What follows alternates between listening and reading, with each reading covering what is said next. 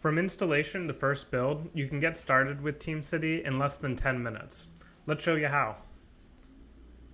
On the TeamCity downloads page, we offer options for Windows, Linux, and Mac OS, or you can utilize Docker to run a pre-configured TeamCity Docker image.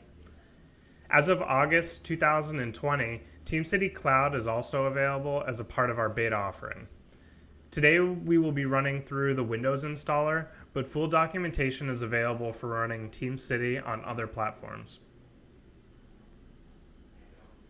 The Windows installer with all the default settings will set up a locally hosted instance of the TeamCity server, as well as one locally running build agent.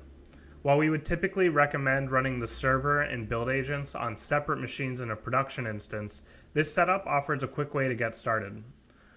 Once the server is up and running, we can always add more on-premise or cloud build agents as necessary.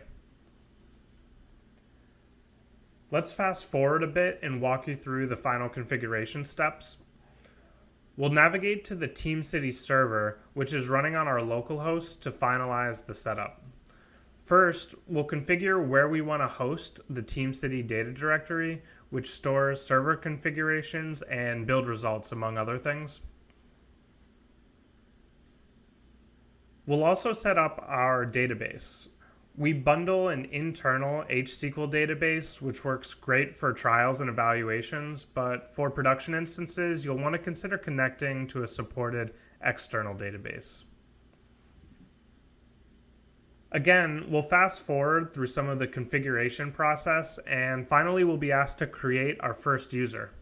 TeamCity also supports token-based LDAP and Microsoft Windows domain authentication, and other authentication modules are supported via plugins.